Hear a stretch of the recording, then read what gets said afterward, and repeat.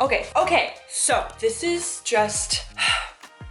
This topic is so freaking important because so much of the way that we think of ourselves in the West, in modern life, is so freaking limited. Like, we shut the aperture on what is possible for us simply through our identity. So this is what we're getting into, okay? This morning, as I was meditating, I do a little channeling, and I say, hey, what is the topic for this week's YouTube? What do my peeps need to know? What do you guys need to know? And what came through was yet another message about identity and our sense of self. Because let me tell you, it is quite skewed in so many ways. And the unraveling of this identity is a huge part of liberation.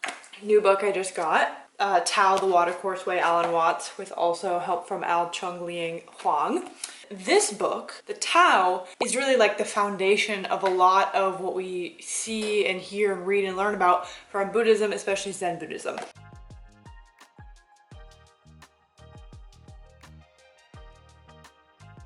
And as I read these books, I always come back to this core piece that is trying to get us to understand better who we really are and what we really are. And that unraveled this entire thought process for me of how to explain this best. Now, the thing is that this is a concept that I always say to people, like, yes, I'm gonna talk to you about it and teach on it and try to explain it, but the real understanding of it comes from you. Like, you have a seed planted, maybe by me, maybe by your own self, your own experiences, and eventually you'll come to a moment where you understand it. You're gonna see me say that a lot because I really think it's true. I think we have people plant seeds, but we ourselves create our own experience, and that's what locks it in. So the issue of identity is fascinating because in the West, we're so obsessed. Like, to get political for a second because it relates, you'll notice, if you know anything about American politics and kind of like in North America in general, there's this really huge obsession with identity politics. It's like, what group are you in? Who are you voting for? What's your this? What's your that? What's your label? You have to like declare to people who you are in order to be socially acceptable. And I've always thought that it's really weird because obviously from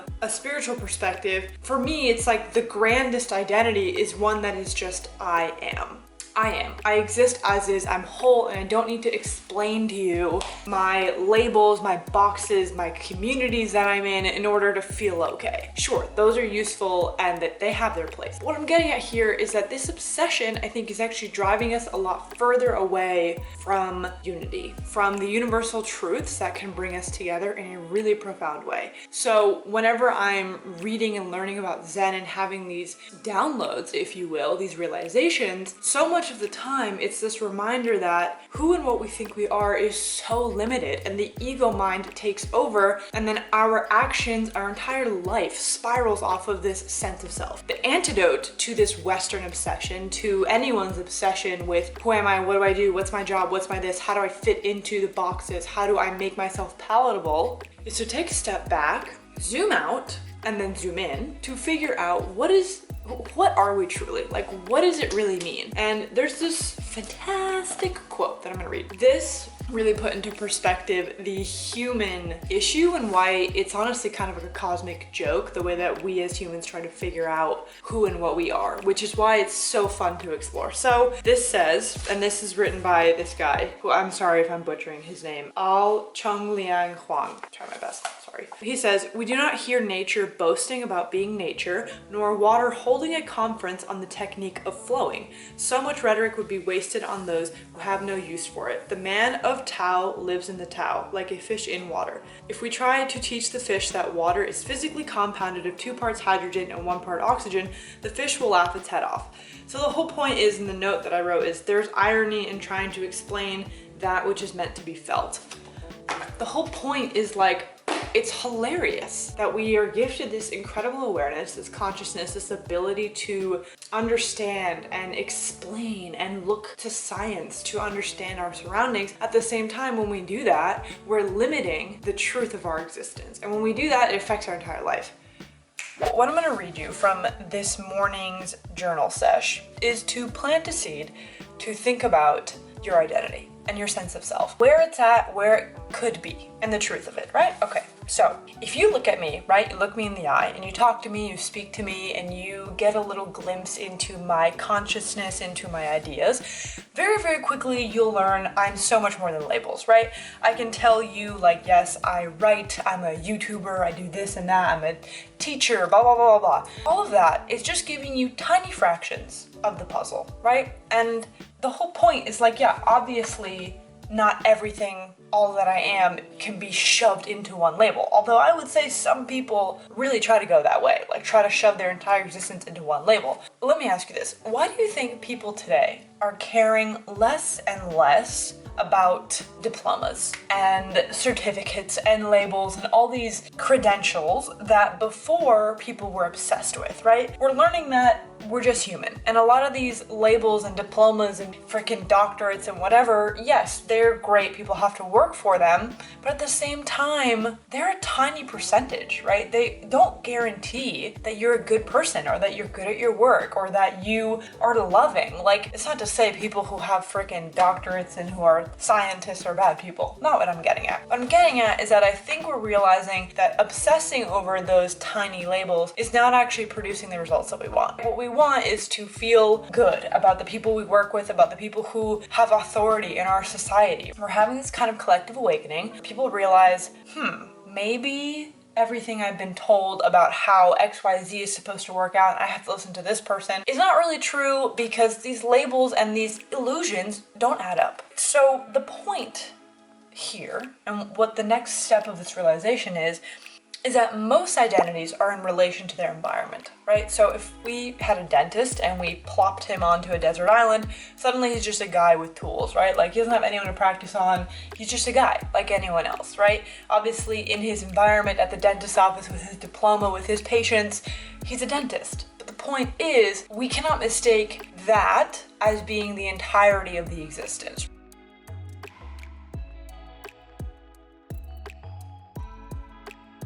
We are in relation to our environment, which means we have to pay more attention to the entirety of the environment.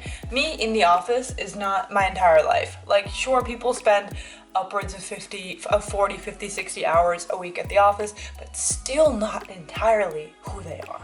So the point is, to think that is all of you is inaccurate. It's basically a safety blanket. Like when we latch onto these identities, we are screaming into the universe that we don't feel safe unless we are palatable, unless we understand to the brim of our consciousness what we are. As long as I can drive to work, clock in, have a job that I understand and I know what I'm doing, I'm good and I can sleep at night. To me, it's this like existential crisis that is screaming at the top of its lungs from the people who are obsessed with trying to figure out who they are. And the thing is, it's a fascinating question, and it should be, because the truth of who we are is so much more than what we've been led to believe. The way to figure out that we're more than what we think we are is to call upon my favorite example, nature. How wonderful. We got lots of it outside of this window here. And what we can learn is to start to understand the simple aspect of a tree, okay?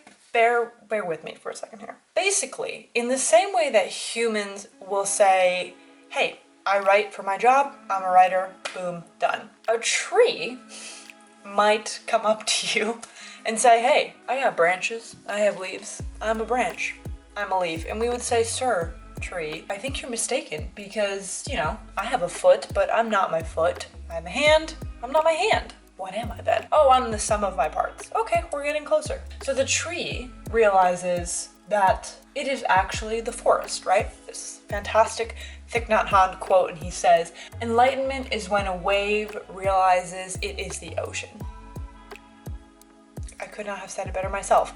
I believe that enlightenment for humans, for me and you, our satori, our sudden awakening, is when we realize what we really are, which is part of something greater. And part doesn't even suffice because this differentiation, this separation is something we create in our minds, right? A leaf can try to think that it is independent, it doesn't need anybody else, but that leaf, if it falls from the tree, it crumples up and dies. Yes, death is a part of the process, but in order to be alive and breathing in its environment, it has to be connected to the whole, right? And that same tree digs its roots into the ground and draws up nutrients from the soil. It gets energy from the sun, from a freaking ball of fire that is off planet.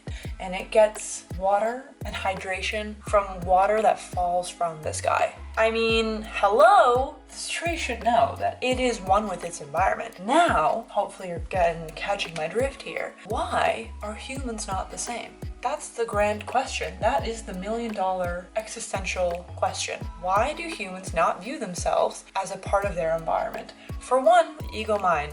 Lovely friend that always likes to separate and make us afraid and keep us safe and tries to make us think that being in these weird concrete boxes means that we are safe and separate from everything else. But it's not true. It's an illusion. So what I invite you to think about is, how have you gotten yourself very deep into the illusion that your life is starting to reflect that? That you are feeling separate, alone, lost in this universe, like you have to fight it, when you're actually it. If you roll back the clock forever and ever and ever ago, probably you will find that we all came from one little atom or something like that, a seedling, I don't know, I wasn't there. And we began to split off and individuate and individuate. And suddenly we have this incredibly biodiverse earth that we are in, and we keep zooming out, and all of a sudden we see that we're part of this universe, a living, breathing universe that is functioning almost as one organism, almost like a cell. So the question is, how do you take that and bring it back to home base? Bring it back to where you are right now? That is the question that you have to ponder. What would I do differently if I knew that I was a meaningful part of everything around me? If I knew that I was it? I am the wave realizing it's an ocean. What does that mean for me and my existence? That could be big. That could be big. That's all I want to say today, because it is such a grand topic and it is something to explore on your own. That's where I'll leave it. If you want to support this channel, if you want to support me and my work, the easiest way to do that is to like this video, subscribe to the channel, of course, share this with a friend if you enjoyed it. Further, you can look into my courses, my webinars, all my offerings are linked in the description. Connect with me on Instagram, hop on my mailing list. That's the best way to support the channel. And I'm so grateful for you here watching this, and I really, really hope that this sparked inspiration for you. So, much love, and I will catch you guys next week.